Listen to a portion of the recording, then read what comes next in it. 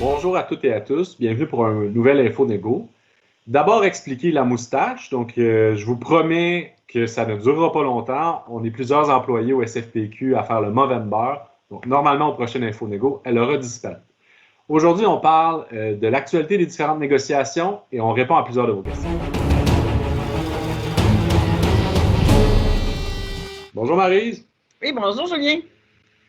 Comme à l'habitude, je pense qu'on va faire le tour de nos différentes négociations. Maryse, est-ce que tu aimerais peut-être commencer par l'accréditation ouvrier, voir ce qui se passe un peu là, pour leur négo depuis la dernière fois qu'on s'est parlé? C'est quand même maintenant, il y a presque 3 semaines.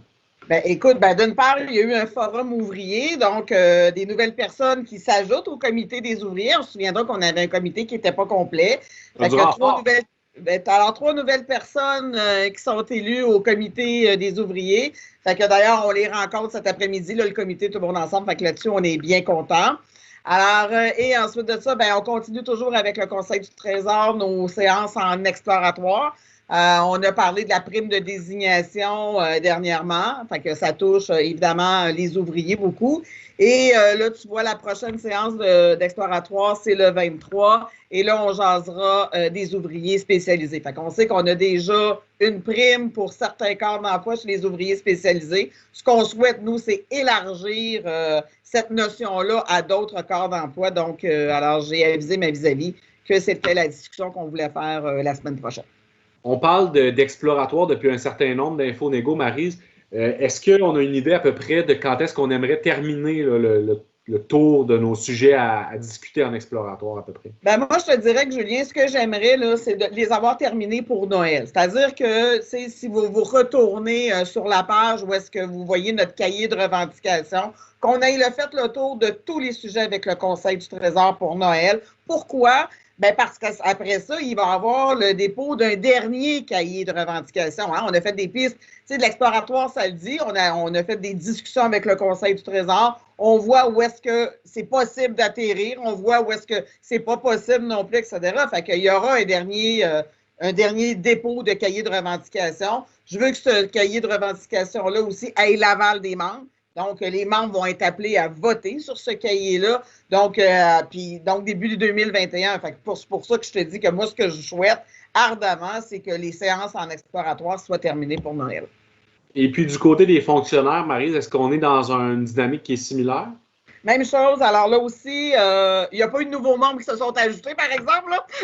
Alors là-dessus, je te rassure. Mais même chose, on a toujours des séances exploratoires aussi. Donc, on a jasé la prime de fin de semaine parce que ça, on sait que c'est différent chez les fonctionnaires, chez les ouvriers. Je t'ai pas jasé, je t'ai oublié de te dire tantôt aussi, on a jasé pour les aidants naturels. Alors, on demande un congé pour les aidants naturels. C'est autant chez les fonctionnaires que chez les ouvriers.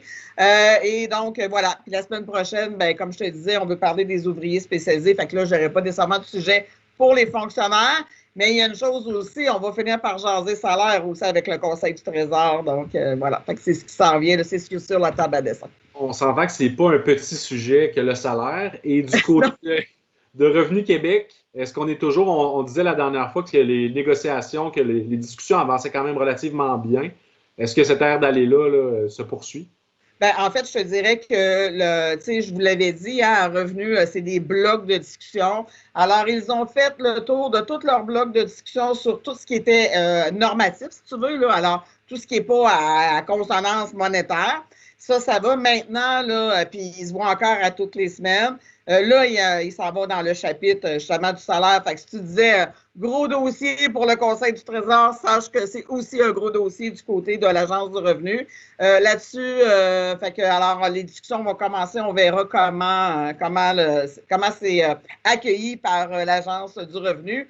Mais je pense que je te l'avais dit, sinon je te le dis, l'Agence du revenu est quand même avec des récupérations assez importantes aussi sur la table, particulièrement au niveau des libérations syndicales. Alors ça, je sais aussi que le comité de négociation est très, comment je pourrais dire ça, très indisposé par ce genre de récupération-là de la partie patronale. Quand, du même souffle, la partie patronale nous dit « Ah, mais vous savez, on souhaite une négociation qui va rondement, en accéléré, etc. » Alors voilà, mais les discussions se poursuivent, il n'y a pas de problème.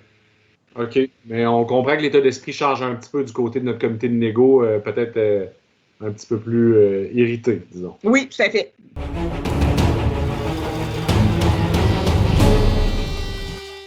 La première provient de quand même quelques-uns de nos membres qui sont préoccupés par la situation économique actuelle. On sait que le gouvernement, avec sa mise à jour économique, a dit que ça allait être difficile, que la pandémie avait coûté cher du point de vue des finances publiques. Le gouvernement également qui refuse toute forme d'augmentation de ses revenus, du côté des paradis fiscaux, du côté des mieux nantis de notre société ou des multinationales. Bref, on commence à revoir le discours du cadre financier à respecter de la part du gouvernement. Est-ce que tu penses, comme certains de nos membres quand même qui nous ont écrit, que c'est le moment de revoir nos demandes à la baisse ou d'accepter moins que ce qu'on avait ambitionné, si on veut? Tu sais, Julien, ben, je pense pas. D'une part, on a quand même revisité, si tu veux, nos demandes. Je te rappellerai qu'on avait une prémisse de base, puis la prémisse de base, c'était de ne pas s'appauvrir. Hein. Alors, quand le gouvernement nous offre 5 sur 3 ans, là, ben, on s'appauvrit. Fait que, alors, pandémie ou non, là, moi, je pense que là-dessus, on doit maintenir nos demandes. Puis sur le salaire, là, je ne suis pas à des années-lumière non plus, là. On demande 6,4 sur 3 ans. Je parle vraiment au niveau salarial. Fait que, alors non, je ne suis pas rendu à dire on devrait mettre la négociation de côté puis s'en aller ailleurs. On continue avec le mandat qu'on a déjà, c'est-à-dire de poursuivre le combat. Oui. Toujours dans le même sujet, on pourrait dire, les membres, je pense qu'ils sont au courant qu'on a fait une campagne de publicité dernièrement où on parle d'équité. Moi, je suis tannée d'être à rabais. Oui. Même travail, même organisation, mais pas le même salaire. On mérite tellement mieux.